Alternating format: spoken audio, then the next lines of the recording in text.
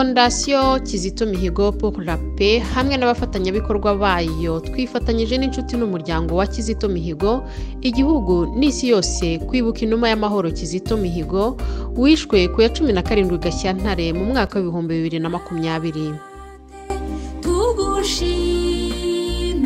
Kuri inshuro ya kane twibuka Kizito MIHIGO, Fondation KMP hamwe n'abafatanyabikorwa bayo babateguriye ibikorwa bitandukanye ari byo ibiganiro mbwirwaruhame pari mu Bufaransa bizaba kuri uyu wa gatandatu tariki ya 10 Gashyantare. Hateganyijwe kandi misa ntagatifu yo gusabira Kizito MIHIGO izabera pari mu Bufaransa. Abashaka kuza kumva ibyo biganiro no kwifatanya natwe mu misa bakiyandikisha banyuze ku murongo wa internet watanzwe kuri Facebook Kizito MIHIGO Organiste Compositeur cyangwa bagakontakta Fondation KMP.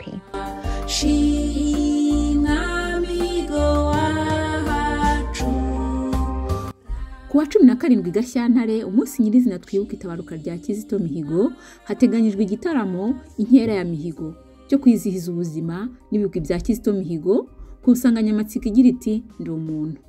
Iki gitaramo kizabera online kuri social media za Fondation KMP arizo YouTube All About Kizito MIHIGO, page Facebook Kizito MIHIGO Organiste Compositeur na page Facebook Fondation Kizito MIHIGO pour la paix. Bizatambuka kandi nanone kuri YouTube na Facebook bya Fraternité Kizito MIHIGO Kurumba Pacis. Muratumiwe, ibuka Kizito MIHIGO, tumwibuke, tuzahora tumwibuka.